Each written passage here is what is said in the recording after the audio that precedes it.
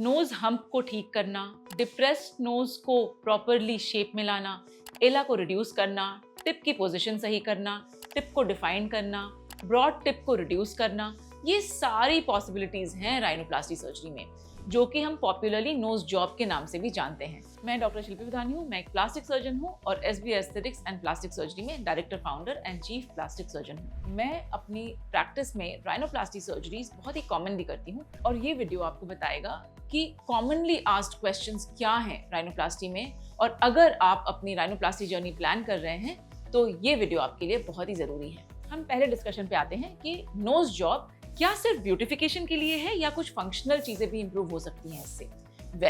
Nose job से दोनों चीजें पॉसिबल हैं, ब्यूटिफिकेशन भी हो सकती है और फंक्शनल इंप्रूवमेंट भी हो सकता है।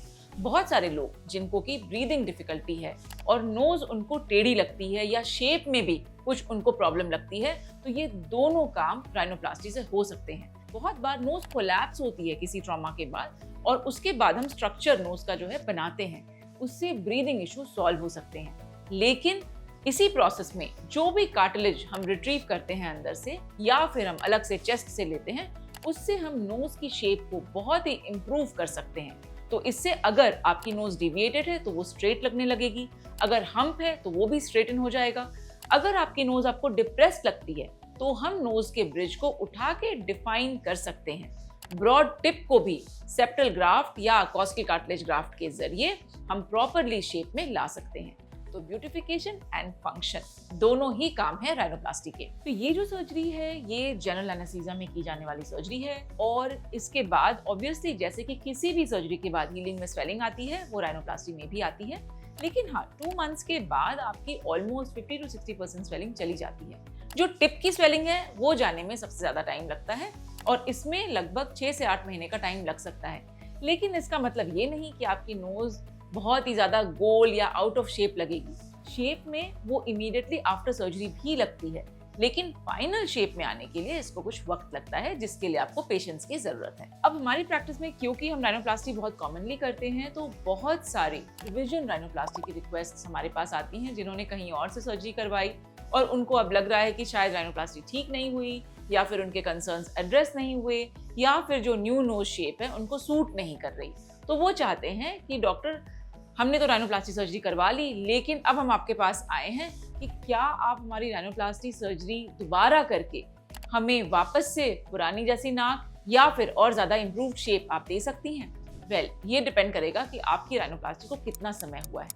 आपको यूजुअली राइनोप्लास्टी के बाद हीलिंग का वेट करना चाहिए, क्योंकि ऐसे सेकेंडरी राइनोप्लास्टीज जो कि कहीं और से सर्जरी करवा के आते हैं जनरली हमें 3rd मंथ या 4th मंथ में अप्रोच करते हैं, जैसा कि मैंने अपनी प्रैक्टिस में देखा है।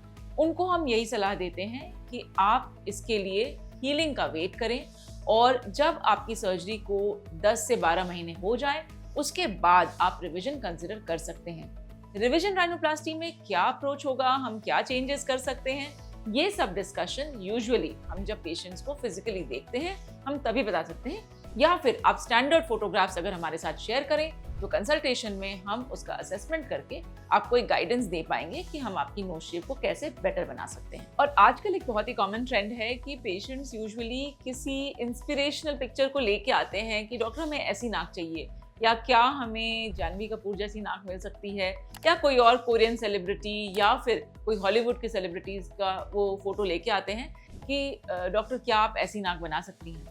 अगेन ये डिपेंड करेगा कि आपका ओरिजिनल स्ट्रक्चर कैसा है, आपकी स्किन क्वालिटी कैसी है, हम क्या कार्टिलेजेस यूज कर सकते हैं, आपकी एज क्या है। यूजुअली यंगर एज में कार्टिलेज की कार्विंग बहुत अच्छे से हो पाती है एंड जनरली ये रफली अराउंड 32 से 35 एज तक फिर भी बेटर हो पाती है। 35 ऑनवर्ड्स क्या होता है कि कार्टिलेज धीरे धीरे बोन में तब्दील होने लगता है, लेकिन ऐसा नहीं है कि हम 35 ऑनवर्ड्स राइनोप्लास्टी नहीं कर सकते, करते हैं और हमने किया भी है। लेकिन हाँ, अगर आपको शेप में सिग्निफिकेंट चेंज चाहिए और आप इस डिसीजन को डिले करते जा रहे हैं, तो ये भी समझिए कि कार्टिलेज की जो कार्विंग कैपेबिलिटी है वो बेस्ट यंगर एज में ही होती है। इसलिए अपनी राइनोप्लास्टी को अननेसेसरीली डिले ना करें और अगर आप श्योर हैं कि आपको राइनोप्लास्टी करवानी है तो आप इसको जल्दी करवाएं।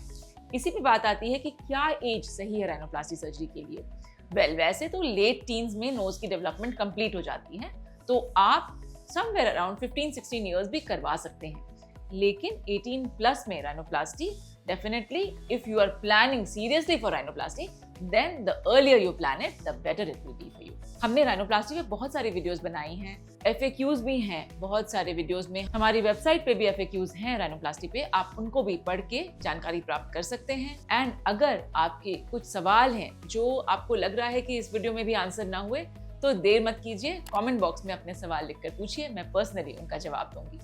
आप हमारे चैनल को सब्सक्राइब कर सकते हैं और नोटिफिकेशन बेल ऑन रखिए ताकि आपको आने वाले वीडियोस की जानकारी मिलती रहे। Thank you for watching.